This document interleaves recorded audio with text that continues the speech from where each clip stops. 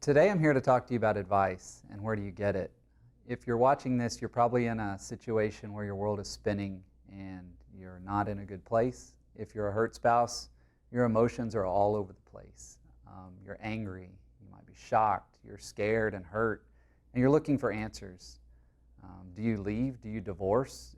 What do you do with the kids? How do you talk to the kids? There's so many things going on in your world, you're probably unable to just put one foot in front of the other and walk the walk for that day.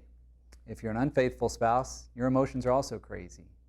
You feel terrible, probably. You're scared and you're lonely because you might be out of the house, away from your spouse and kids. You're wondering, how did I get here? What did I do? How did my world turn to this point? And so you're in this place of you just want someone to tell you what to do step by step, and you're looking for advice. So where do you turn?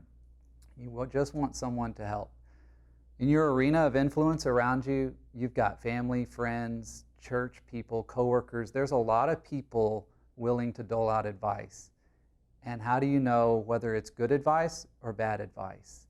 And if you're in this situation, as it's been said before, people who are willing to share advice with you think they would handle things one way if they were in that situation, but until you're in this situation you're in, you really don't know how you're going to respond and what the right choices are. And every situation is a little bit different. But first of all, I want you to know that if you're watching this, you're in a really good place for advice. Affair Recovery and the programs and support resources they have here are tremendous for helping you. Second, listen more to people who are not extremists on one side or the other. Those that aren't pushing you one way or the other. They're more grounded. People who listen more than they talk, those are really good people to have for support. And the people who think they know it all usually don't know everything. And usually their advice might not be best. So family and close friends are usually where we turn for support. If you're hurting and your world is spinning, or you're just caught in a place of you don't know where to turn, those people are always right there. They can give you good advice or they can give you bad advice because they might be partial to the parties involved. It could be a daughter, your father, your close friends, your relatives, your cousins could maybe give you advice to push you away or push you back into something that might be harmful. So if you're a hurt spouse, family needs to support your decisions. As you wade through these waters, the best thing they can do is try not to convince you one way or another, but just be there for listening. And that's more important than advice right now.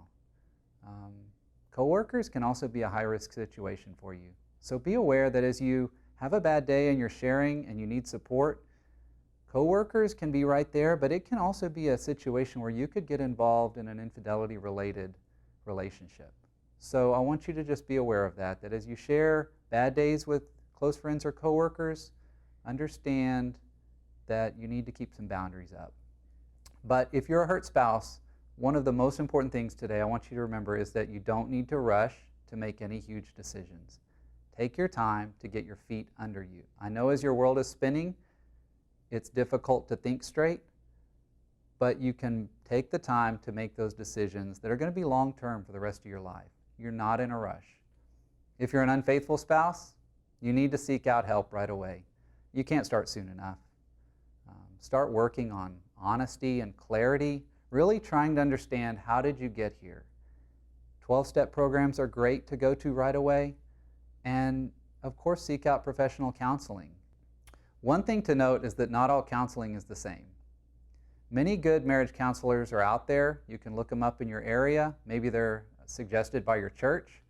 But they're not all helpful for infidelity-related issues. In my case, when my first affair was uncovered, there was a counselor we were suggested to go to, and he was very helpful for dealing with what the problem was at the time and just trying to get through to keep the marriage intact.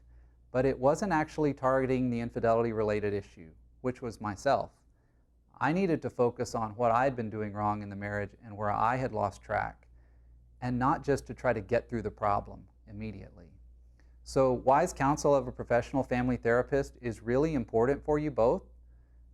It's important for you individually, but one that specializes and is trained in the area of infidelity is really what you're targeting. So you might try to find that. And that way you can have some help down the road when you start to work through things. If you can work through things, you get that help in communication and advice for decisions, big decisions to be made down the road. Today I want you to know you're not alone in this place, and you're in the right place to seek support. People will share hope with you here. The programs at Affair Recovery allow you to work through these difficult times and wade through these waters of chaos and tragedy with calm and steadiness, somewhat like the eye of a hurricane, where it's calm and steady, but yet your world is spinning around you. That's the place you can find here. Hope for Healing is a great place to go if you've been unfaithful and you're really trying to get an understanding of what you've done.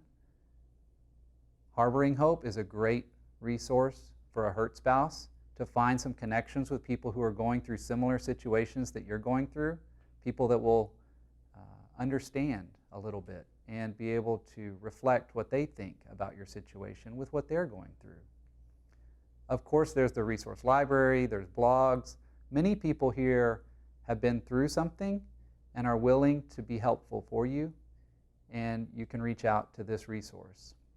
Today, I'm sorry you're having to go through what you're going through. The situation you're in is not something you asked for. It's not something you want to be in. But I'm hopeful for you, and I'm thankful you're here. You may not have all the answers today, but we can help you start to heal. And so as you watch this and you're seeking advice and looking for answers, start with this resource. But I welcome questions or comments you have. And remember today, you're not alone.